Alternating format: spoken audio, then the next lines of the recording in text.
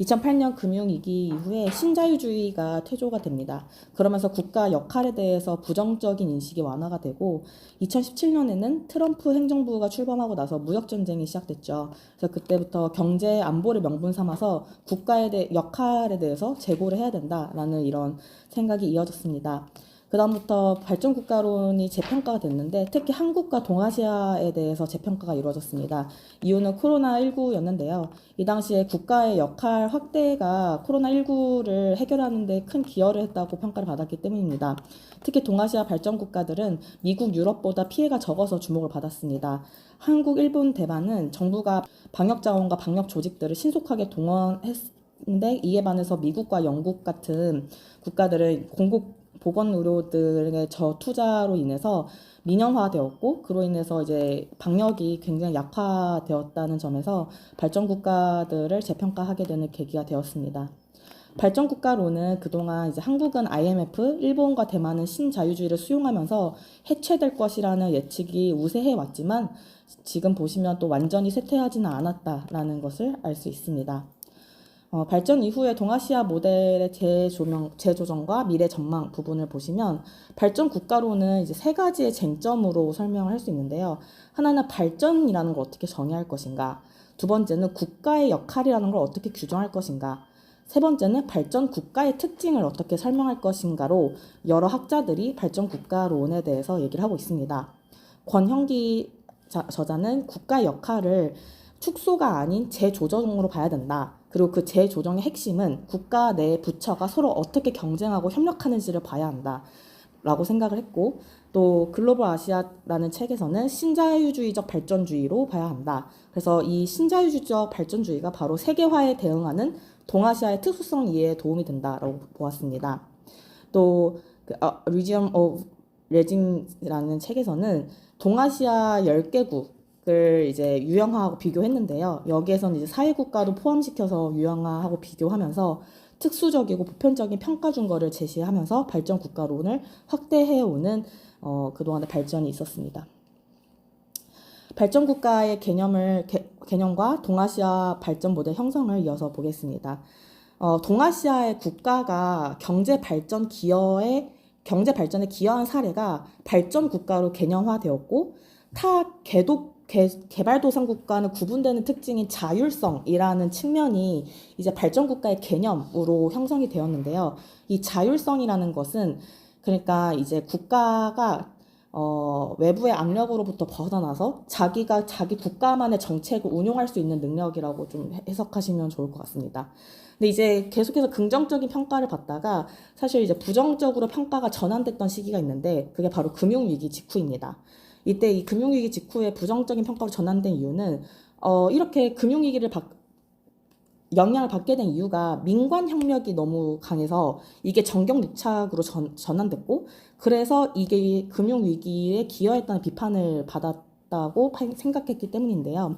그래서 하용출 저자는 이 발전 국가들의 대표적인 문제가 실적주의와 연고주의고 제도적으로 굉장히 불안정하고 대통령 중심의 정책 결정이 이루어지고 목표 지향적으로 정책을 집행한다 등의 문제를 짚었습니다. 대표적으로 대한민국의 박정희 정권이 있습니다. 실적이 충족되지 않은 인사는 교체가 빈번하고 단지 보직을 유지하기 위한 목적의 연고주의가 중시되며 모든 행정이 정치화되는 그러한 정권이었는데요. 이에 대해서 이제 외부에서는 굉장히 한국은 비합리적이다라고 평가했습니다. 한국 관료제는 연고주의의 영향으로 서구 관료제가 갖고 있는 합리성이 결여된다라고 평가했고 이게 곧 발전 국가가 합리적이지 않다라는 평가로 이어졌는데요. 하지만 또 반면 다른 평가도 갖고 있긴 했습니다. 바로 에반스가 한국에 내린 평가였는데요. 이제 국가 능력은 산업 정책뿐만 아니라 사회복지 정책도 함께 고려해야 한다는 주장도 한편 있긴 했습니다. 에반스는 어떤 생각을 가졌냐면 보건복지에 많은 예산을 투입한 후에 한국의 불평등은 확실히 감소했다. 그래서 능력 확대가 21세기 발전국가의 핵심 특징이기 때문에 이런 면에서 발전국가는 확실히 성장해 왔다 이런 식으로 이제 평가를 내리기도 했습니다. 이어서 권영기 저자는 발전국가의 새로운 정의를 또 내리기도 했습니다. 선진국 수준으로 수렴을 하는 게 아니라 변화 적응 능력으로 발전국가를 새롭게 정의해야 한다라고 생각을 했는데요. 이제 기존의 발전국가로는 저발전국에서 개발도상국, 그리고 개발도상국에서 선진국으로 도약하는 의미를 갖고 있었습니다. 근데 그렇게 되면 이제 선진국이 되어버리면 더 이상 발전할 곳이 없잖아요. 근데 이제 변화에 적응하는 능력으로 재정의하게 되면 선진국에 도달한 이후에도 발전국가가 앞으로 더 발전해 나갈 정당성과 필요성을 제공한다는 측면에서 의미가 있었습니다. 다음으로는 이제 한국의 이제 시기별 특징을 보겠습니다. 한국의 발전 국가는 그동안 많은 진화와 위기를 겪어왔습니다. 우선 80년대 초에 전두환 정권은 자유화와 안전화 정책을 도입하면서 시중은행이 민영화되고 정책금융이 축소되고 중소기업이 대출이 확대되는 상황에서도 재무부의 장악력이 약화되지 않았습니다.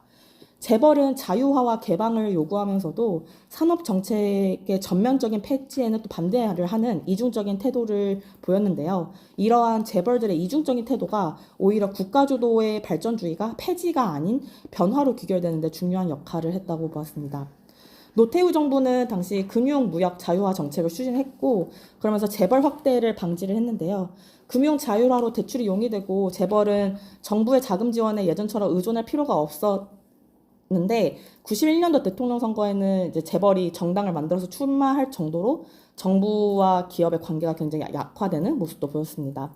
김영삼 정부 때는 반도체 등 첨단 산업에 지출하면서 연구개발 능력을 강화하면서 과기부랑 정통부의 위상과 비중이 상승하면서 또 상공부와 경쟁 구도를 형성했는데 이 부분이 앞서 살펴보신 이제 부처 간 경쟁으로 발전한다라는 부분을 떠올리시면 좋을 것 같습니다.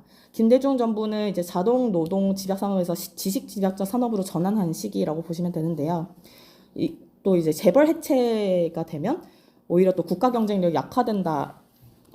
우려를 해서 재벌 개혁보다는 관료들을 경기 회복의 방안으로 선택을 해서 관료 주도로 시장 외부를 바꾼 게 아니라 관료 주도로 이루어졌기 때문에 국가 개입이 이제 금융위기 이후에도 축소되지 않았습니다. 그래서 오히려 국가 위기에 직면해서 더 많은 자율성을 획득하고 새로운 국가 규제 수단을 만들었다는 평가를 받습니다.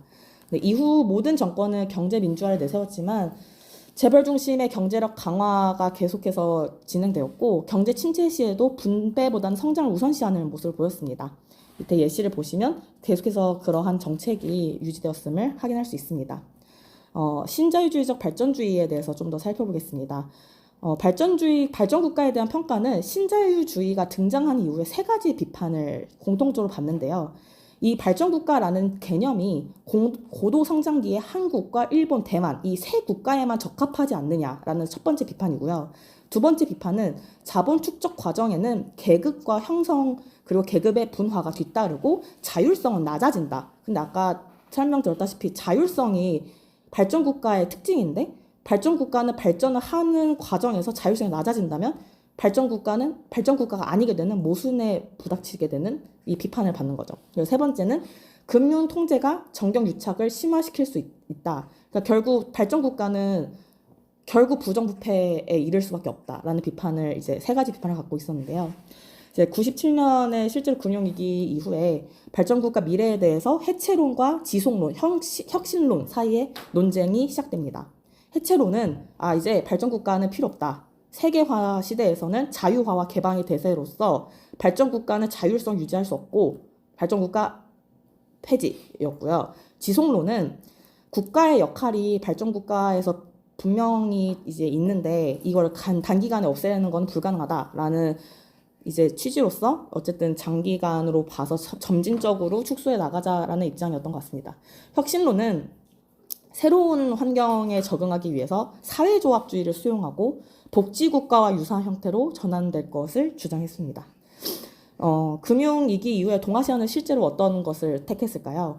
IMF가 권고한 신자유주의, 그러니까 개방, 자유화, 민영화, 어떻게 보면 해체론에 가까운 그런 선택을 거부하지는 않았습니다. 하지만 실체는 선별적 수용이었다고 볼 수 있는데요. 그러니까 겉으로 보기에는 해체론을 선택했지만 경제 성장을 위한 도구적 역할로서 말을 들은 것처럼 보이는 그런 선택을 했던 것처럼 저는 해석을 했습니다.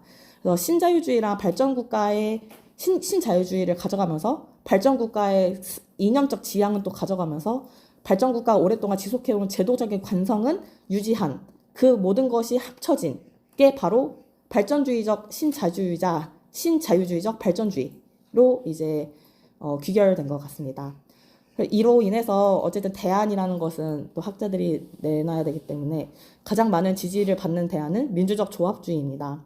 민주적 조합주의가 무엇이냐면 이제 이런 상황에서 그러니까 부정부패가 높아지고 자율성이 낮아지는 상황에서 불안정성과 불평등을 해소하기 위해서 노동계랑 시민사회를 포용하고 더 많은 이해 당사자를 포함시키는 그러한 형태인 것 같습니다. 네. 이제 한국과 또 전체적인 변화를 봤으니까 동아시아 내 지역까지 살피고 끝내도록 하겠습니다. 이제 펜펠은 이런 얘기를 했습니다. 결국 이런 동아시아 내 발전 국가가 다양하지만 모두 고도 성장으로 나아가는 단일된 경로로 일반화될 수 없다.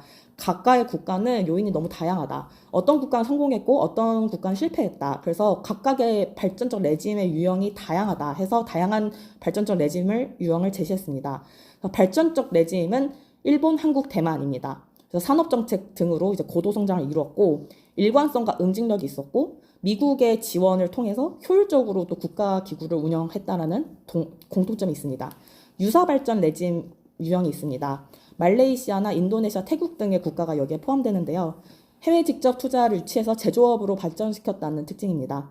근데 이제 성장 유지를 시키는 부분에서 실패를 했는데 이로 인해서 중진국을 탈피하는 데 실패를 했습니다.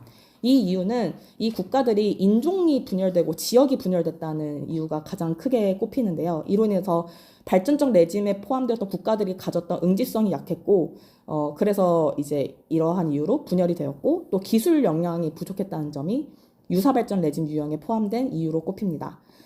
다음은 약탈적 레짐입니다. 북한, 미얀마, 마르코스 정권 하에 있었던 필리핀입니다. 이 새 약탈적 레짐의 국가기구는 불법 행위를 저지르고 소수를 위해서 공자원을 또 사용하고 국민을 갈취하는 이러한 모습을 보이고 있고요. 복지를 향상시킬 경제적인 패러다임을 추진하지 못하고 있습니다.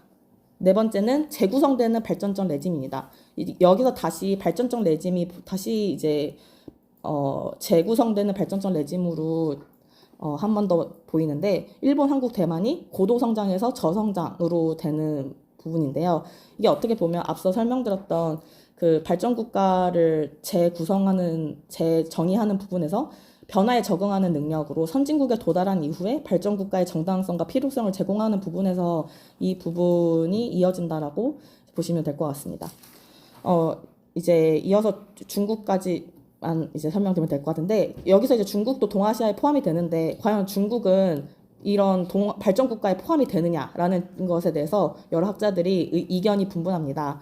중국은 우선 한국과 일본, 대만에는 구조적 특징을 함께한다고는 생각하지만 하지만 그럼에도 포함되지 않는 여러 가지 특징이 있습니다. 첫 번째로는 일단 정부의 장기간 일관되게 추진된 산업정책이 없고 또 정부와 지방정부의 입장이 일치하지 않고 또 개혁개방 이후에야 산업정책이 민영기업으로 이전됐다라는 특징 때문입니다.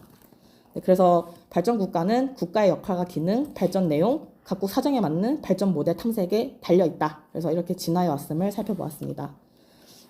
이 논문에 대해서 저는 다음과 같은 비평을 했고요.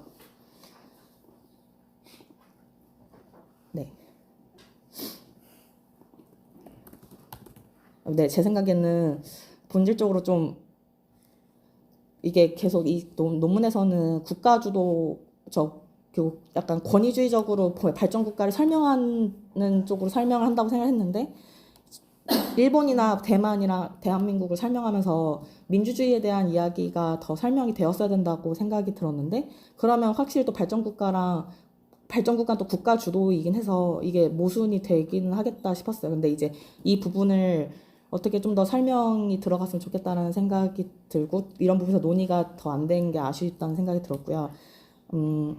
또 이제 대한민국 그 정권별로 설명이 들어간 부분에서 이제 발전 국가의 발전에 따라서 설명했지만 사실 이념적 성향에 따라서 이제 취사 선택된 부분이 분명히 있다고 생각을 해서 이런 부분도 한국의 정당 특징에 따라서 간과된 부분이 있다고 생각을 했습니다.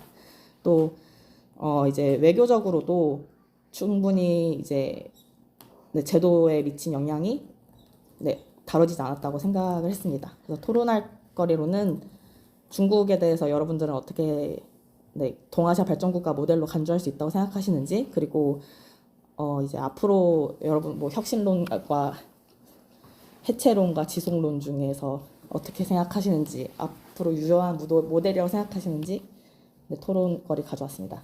감사합니다.